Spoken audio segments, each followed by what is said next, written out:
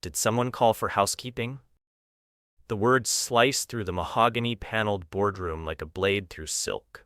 Charles Blackstone's voice drips with manufactured surprise as his Mont Blanc pen hovers over quarterly projections, his steel-gray eyes fixed on the woman standing in the doorway. Dr. Amara Thompson's burgundy Chanel suit catches the afternoon light streaming through floor-to-ceiling windows overlooking Chicago's financial district. Her mother's pearl earrings, the only inheritance from a woman who cleaned these very offices 40 years ago, catch the light like tears of defiance. The laughter that follows is worse than the words. 12 men in suits worth more than most people's cars find genuine amusement in their collective cruelty. But Amara's fingers find the diamond bracelet on her wrist, not jewelry, but justice disguised as luxury. One subtle press of a hidden button. Click. The sound cuts through their privilege like a scythe through wheat. Coffee cups freeze midair, smirks dissolve into uncertainty. The security guard's hand moves toward his radio, but something in Amara's posture, shoulders squared, chin raised with dangerous calm, makes him hesitate. She turns toward the elevator, her Louboutin heels clicking against Italian marble with the rhythm of a countdown. The golden doors whisper shut, and Amara stares at her reflection. The champagne Charles accidentally spilled on her suit glistens like liquid gold, but she's smiling now. The kind of smile that promises consequences. Her bracelet displays a timer, 2 minutes, 45 seconds. The countdown has begun, and Charles Blackstone has no idea that justice is about to collect a debt 40 years in the making. The elevator climbs 67 floors in silence, but Amara's mind travels much further back. To Northwestern University's Kellogg School of Management, where she graduated summa cum laude. To the cramped South Side apartment where she watched her mother Elena Thompson count tips from cleaning these same offices. To the night Elena collapsed from exhaustion, her heart giving out under the weight of 3 jobs and systematic discrimination.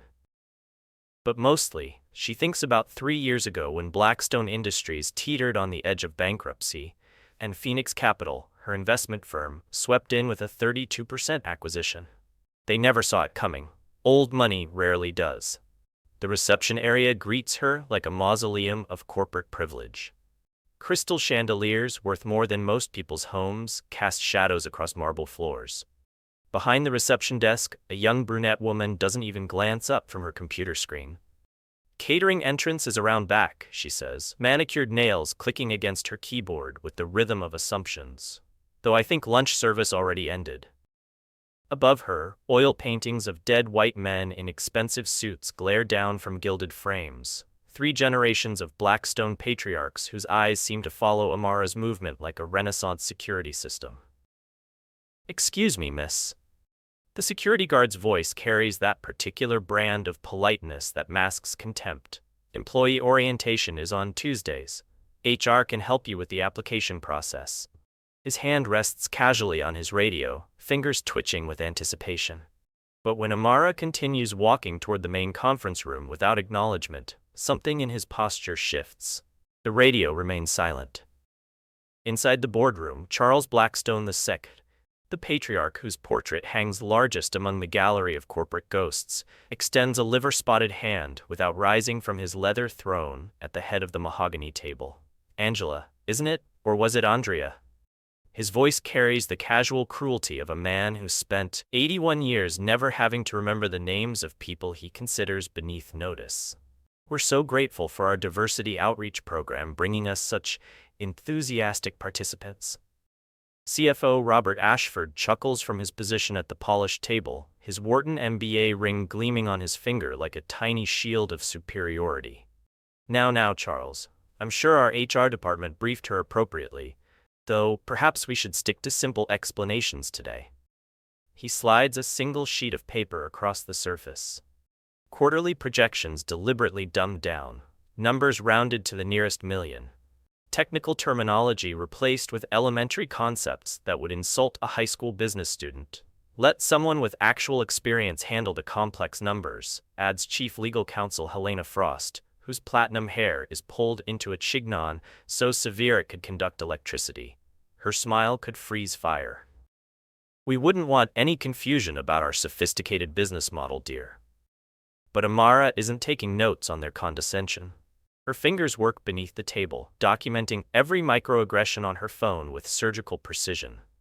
Each dismissive comment, each mispronounced name, each assumption becomes data in a case they don't know they're building against themselves. From across the room, Operations Director Carmen Rodriguez catches her eye. The mid-level executive has been watching the exchange with growing discomfort, her olive complexion flushed with secondhand embarrassment and recognition. When their eyes meet, Carmen's hand moves almost imperceptibly toward her briefcase, where a flash drive waits like a loaded gun. Amara's phone buzzes with an encrypted message from David Chen, her legal partner and former federal prosecutor whose Manhattan office overlooks Central Park from 50 floors above the street. Legal team on standby. Timeline, 48 hours. The words appear and disappear like digital smoke, but their meaning burns bright in Amara's memory. "Why don't we begin with some basic market analysis?" Charles III interjects, his voice dripping with the kind of patience reserved for children and the intellectually inferior. "I'm sure you'll find it quite educational." The PowerPoint presentation begins, a masterclass in institutional gaslighting, each slide crafted to diminish, confuse, and ultimately dismiss. Market share numbers that don't add up when you know the real figures. Profit margins that defy mathematical logic when you've seen the actual books. Patent portfolios that somehow omit Phoenix Capital's most valuable contributions to their R&D division. But Amara doesn't interrupt, doesn't correct, doesn't reveal the depth of her knowledge.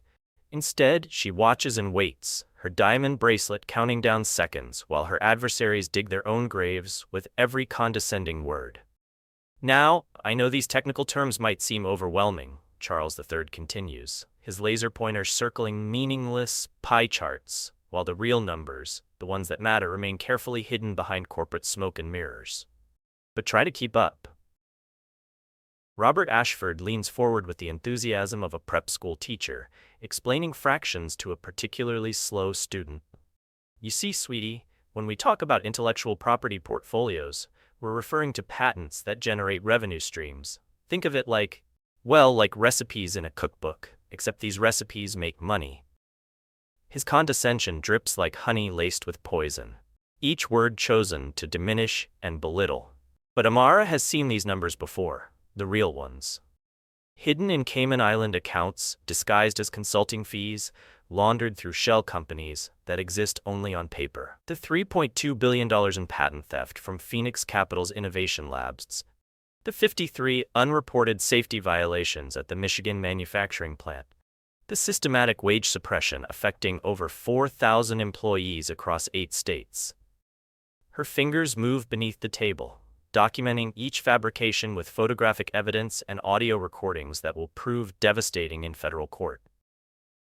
"Perhaps we should take a little break?" Helena Frost suggests with a smile that could shatter glass. "Give our guests time to digest all this complex information." The word guest carries the weight of a slur, delivered with surgical precision to remind everyone present exactly where they believe Amara belongs in their hierarchy. Charles II's weathered face creases into what might charitably be called a grin. "Excellent idea. Carmen, why don't you give our visitor a nice tour of the facilities? Show her the employee break room, the gift shop, somewhere more appropriate to her background." The laughter that follows is worse than the words. 12 men in $1,000 suits finding genuine amusement in their own cruelty. But Carmen Rodriguez doesn't laugh. Instead, she stands with the careful grace of someone who has learned to navigate minefields disguised as boardrooms. "Of course, Mr. Blackstone. I'd be happy to show Dr. Thompson around." The emphasis on doctor is subtle but pointed, a small act of rebellion that doesn't go unnoticed. "That's so sweet of you, Carmen," Helena Frost purrs, her voice carrying venom reserved for women who dare show solidarity across racial lines. "I'm sure you two will have so much in common to discuss." As they exit the boardroom, Carmen's hand brushes against Amara's with deliberate intent. The flash drive transfers seamlessly. A small piece of digital dynamite containing enough evidence to bring down empires. "Safety violations," Carmen whispers, her voice barely audible above the marble echo of their footsteps. "Michigan plant. 17 workers hospitalized last month, covered up by Ashford's accounting team. The elevator doors close with a whisper of conspiracy, and Carmen's professional mask finally slips. They did the same thing to me 8 years ago, different room, same script. Her dark eyes burn with accumulated rage and something more dangerous, hope. But you're not like the others who came before, are you? Amara's bracelet gleams in the elevator's golden light as she checks the timer. No, Carmen, I'm not. In fact, I think it's time they learned exactly who they've been underestimating. Back in the boardroom, Charles III is already reaching for his private phone, fingers dancing across the screen as he crafts a message to Congressman Bradley Wheeler. The same congressman whose photograph hangs prominently behind the head table, arm draped around Charles II's shoulders at some exclusive fundraising dinner. We may need to apply some pressure to our diversity problem, he dictates to his assistant. Nothing illegal, of course, just some strategic complications to remind certain people of their place in the natural order. Ashford nods enthusiastically, already calculating the cost-benefit analysis of destroying a reputation versus potential legal exposure. I have contacts at the IRS who might be interested in conducting a very thorough audit of Phoenix Capital. Amazing how many violations they can find when they're motivated to look. Helena Frost's fingers drum against the mahogany table with the rhythm of a funeral march. And there's always the patent litigation route. We have enough attorneys on retainer to bury her in paperwork for the next decade. But none of them noticed the small device still recording from Amara's abandoned water glass. Piece of surveillance technology disguised as a decorative charm that has been capturing every word, every confession, every casual admission of criminal intent. The bracelet wasn't just a timepiece, it was a command center, and they've just provided enough evidence to ensure their own destruction. 43 floors below, David Chen receives a notification on his encrypted phone. The message is simple. Phase 2 complete. Commence Operation Phoenix. The timer now reads 34 hours and counting, and the Blackstone Empire has no idea that its foundation is already crumbling beneath their handmade Italian shoes. Wednesday, 4:30 p.m., the message appears on David's encrypted device with the finality of a judge's gavel. Phoenix is live. Target. Friday, 3 p.m. 42 hours to dismantle an empire. David has been preparing for this moment since the day Amara Thompson walked into his office 3 years ago, her mother's death certificate spread across mahogany like evidence in a murder trial. Confirmed. Legal foundation secured, he types back, his fingers steady despite the magnitude of what they're about to unleash. Thomas Harrington's name appears in his contacts. Former Solicitor General, current senior partner at the most prestigious white-collar defense firm in America, and the only attorney with enough gravitas to make the Securities and Exchange Commission move at light speed. The war room assembles with military precision. Carmen Rodriguez uploads terabytes of data to secure servers, her hands shaking as she watches 8 years of carefully documented evidence stream across fiber optic cables like digital justice flowing through corporate veins. Safety violation reports that Ashford's team buried under shell company invoices. Email chains where Charles III jokes about teaching the help their place. Audio recordings of board meetings where human lives are reduced to liability calculations and acceptable losses. David's forensics team works through the night, their screens glowing like electronic campfires in the darkness of corporate warfare. Every deleted email recovered, every hidden bank transfer traced, every offshore account mapped with the precision of surgeons dissecting a malignant tumor. The $67 million tax evasion scheme unfolds like a roadmap to federal prison. Each wire transfer timestamp provides irrefutable evidence of criminal intent stretching back 7 years. Thursday morning breaks over Chicago with the promise of reckoning. Legal injunctions flow from Harrington's office like water breaking through a dam. Asset freezes, document preservation orders, emergency motions that will land on federal judges' desks before their morning coffee grows cold. The SEC investigation request carries Harrington's signature and the weight of a man who once argued cases before the Supreme Court and won. 17 workers hospitalized, Carmen whispers into her encrypted phone, her voice breaking as she reads from medical records that Blackstone's corporate physicians were ordered to falsify. Lung damage from chemical exposure. Ashford's team classified it as a flu outbreak to avoid OSHA reporting requirements. Each word is a nail in a coffin that the Blackstone family is building for themselves, one lie at a time. But 67 floors above, Charles III remains completely unaware that his empire is crumbling in real time. He leans back in his leather chair, fingers dancing across his phone screen as he writes messages to Congressman Wheeler with the casual confidence of a man who believes himself untouchable. The diversity situation is getting worse, he types. May need creative solutions to remind certain people of their proper place in the pecking order. The reply comes within minutes. Political connections available. Committee assignments flexible. Happy to discuss over dinner this weekend. Ashford enters the boardroom with the swagger of a man calculating the cost and benefit of destroying a human life. IRS contacts confirmed. They're very interested in doing a comprehensive audit of Phoenix Capital. Amazing how many violations surface when you know where to look.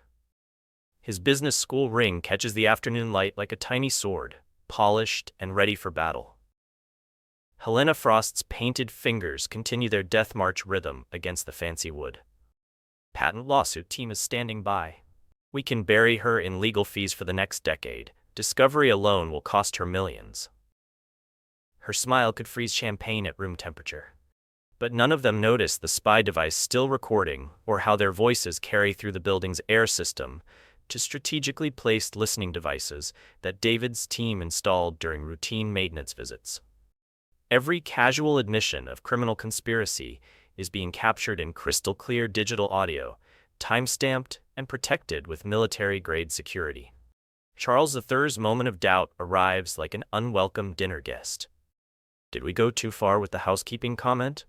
The question hangs in the air for exactly 3 seconds before Ashford's reassurance cuts through like a knife. She's just another entitled minority playing victim. We own this company, this building, half the judges in the Northern District. What's she going to do? Sue us? The laughter that follows will sound particularly hollow when played back in federal court. Thursday night, the media files compile themselves with computer precision. Financial reporters at the Chicago Tribune receive anonymous tips backed by accounting evidence. Investigative journalists at the Wall Street Journal find USB drives in their mailboxes containing audio files and corporate documents that read like a manual for workplace racism and corporate crime. Civil rights attorneys across the country wake up to secret messages containing enough evidence to fuel lawsuits for the next generation. David's phone buzzes with updates every hour. Asset tracking complete. Criminal referrals filed. Congressional inquiries started. International banking cooperation secured. Each notification brings the Blackstone empire one step closer to complete collapse, their foundation worn away by the very tools they thought would protect them forever. International banking cooperation secured. Each notification brings the Blackstone empire one step closer to complete collapse, their foundation eroded by the very tools they thought would protect them forever. Friday morning, 7 a.m. Carmen Rodriguez sits in her Lincoln Park apartment, watching the sunrise through windows that will soon overlook a very different world. In 8 hours, she will walk into that marble mausoleum as the incoming chief executive officer of Blackstone Industries. In 8 hours, she will deliver justice not just for herself, but for every worker who ever suffered in silence while rich men counted profits in boardrooms above. The emergency board meeting notice goes out with exactly 48 hours advance notice, legally sufficient, strategically devastating. Charles III receives the notification while sipping coffee from a cup worth more than most people's monthly rent, completely unaware that he's about to star in the most expensive lesson about consequences ever taught in American corporate history. David checks his watch, a simple Seiko that keeps perfect time without the need for precious metals or status symbols. Phase 3 initiated, he messages Amara. Target confirmed. Friday 3 p.m. Justice incoming. The countdown reaches its final hours, and somewhere in Chicago, Dr. Amara Thompson prepares to teach the Blackstone family what power really looks like when wielded by someone who actually deserves it. The boardroom doors swing open with the weight of destiny, and Dr. Amara Thompson enters, not as the humiliated victim of Wednesday afternoon, but as something far more dangerous. A woman who has spent 48 hours systematically dismantling the foundation of everything the Blackstone family believed unshakable. Behind her, David Chen moves with the predatory grace of a federal prosecutor who has never lost a case, flanked by 4 attorneys whose combined resumes read like a Supreme Court dream team. But it's the 5th figure that causes blood to drain from Charles III's face like champagne from a shattered crystal flute. Thomas Harrington, former Solicitor General of the United States, settles into his chair with the calm authority of someone who has argued constitutional law before the highest court in the land and won every single time. Allow me to properly introduce myself. Amara's voice cuts through marble silence with surgical precision, each word weighted with 3 years of careful preparation.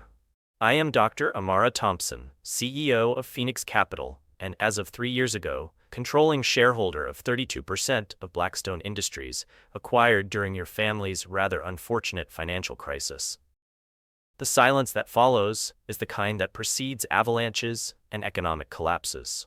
Charles III's face cycles through emotions like a malfunctioning traffic light: confusion, recognition, disbelief, and finally the dawning horror of a man who realizes he's been playing checkers while his opponent orchestrated chess on a global scale. "That's impossible," Ashford whispers, his Wharton ring suddenly looking like a child's toy in a room full of weapons-grade intellects. "We have majority control." The board structure, David interrupts with a smile that could freeze liquid nitrogen, is about to undergo some rather dramatic changes. He places a leather portfolio on the mahogany table with the reverence of a priest handling sacred relics. "Ladies and gentlemen, I present comprehensive documentation of criminal conspiracy, tax evasion, patent theft, safety violations resulting in bodily harm, and systematic civil rights violations spanning the last 9 years. USB drives appear on the table like digital dominoes, each one containing enough evidence to destroy a career, a reputation, a legacy built on generations of carefully curated privilege. Carmen Rodriguez, no longer the frightened middle manager who served coffee to men who never learned her name, slides the drives across polished wood with the confidence of someone who has finally found her voice. "Safety violations at the Michigan plant," she announces, her words carrying the weight of 17 hospitalized workers whose suffering was reduced to line items on Ashford's quarterly reports. "Patent theft totaling $3.2 billion in intellectual property stolen from Phoenix Capital's innovation labs. Tax evasion through Cayman Island shell companies in the amount of $67 million over 7 fiscal years." Charles III's moment of realization arrives like a freight train loaded with consequences. This was planned from the beginning. His voice cracks like his grandfather's china hitting marble floors, the entitlement of 70 years dissolving into the terrified whimper of a man who suddenly understands that actions have consequences, even for people like him. "You orchestrated this, Charles," Amara responds with the cold precision of a surgeon removing a malignant tumor. "Every racist comment, every casual dismissal, every moment you treated human beings as expendable assets in your personal empire, I simply documented and responded appropriately." Helena Frost's manicured facade crumbles like ancient parchment exposed to sunlight. "But Congressman Wheeler, our legal protections, the immunity guarantees." Her words trail off as David produces a tablet displaying federal arrest warrants with her name printed in official government fonts. "Congressman Wheeler?" Thomas Harrington speaks for the first time, his voice carrying the gravitas of a man who once represented the United States before the Supreme Court, is currently explaining his relationship with this organization to a federal grand jury. His cooperation has been illuminating. The voting begins with the mechanical precision of a Swiss timepiece. Board members who spent decades protecting the Blackstone dynasty suddenly discover urgent reasons to distance themselves from a sinking ship. 32% becomes 51% as allies abandon their posts. 51% becomes 68% as survival instincts override loyalty. 68% becomes 94% as final holdouts realize that integrity might be more valuable than inherited wealth. "Motion to remove the Blackstone family from all corporate positions," David announces with the solemnity of a funeral director. Hands rise around the table like white flags of surrender. Charles III stares at the unanimous vote with the expression of a man watching his own execution, his steel-gray eyes reflecting fluorescent lights like ice about to shatter. Motion to install Carmen Rodriguez as Chief Executive Officer, effective immediately. More hands, more surrender, more justice served at room temperature, in a marble mausoleum that reeks of old money and older sins. Charles III's final words carry the weight of generational entitlement collapsing under its own moral bankruptcy. You have no idea what you've done, the connections we have, the power structures we control. Had. Amara corrects with a smile that could melt steel or freeze stars, depending on which side of history you're standing on. Past tense, Charles. You had power. Now you have federal charges, asset freezes, and approximately 36 hours before your mugshot appears on the front page of every newspaper in America. The gavel falls, metaphorically, since corporate boardrooms don't actually use gavels, and with it an empire built on privilege, protected by immunity, and sustained by the belief that some people are simply too important to face consequences. Carmen Rodriguez rises from her chair, no longer a victim, no longer invisible, no longer silent.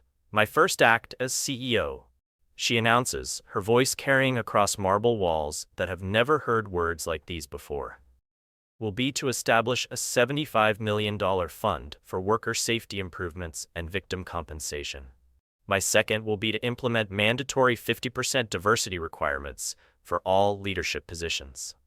The transformation is complete. The system hasn't just been challenged, it's been systematically dismantled and rebuilt from the ground up, with justice as its new foundation stone. The perp walk begins at exactly 5:23 p.m. when federal agents escort Charles Blackstone III through the marble lobby of his family's tower, the same lobby where he had humiliated Dr. Amara Thompson just 72 hours earlier. Photographers capture every step of his descent from corporate royalty to defendant, their cameras clicking like digital typewriters composing the obituary of old money privilege. Robert Ashford's Wharton ring gleams one final time under harsh fluorescent lights as handcuffs replace his platinum cufflinks. The man who once dismissed human suffering as acceptable losses now faces 22 months in federal prison and $3.2 million in personal fines, a number that coincidentally matches the exact value of the patents his accounting team helped steal from Phoenix Capital.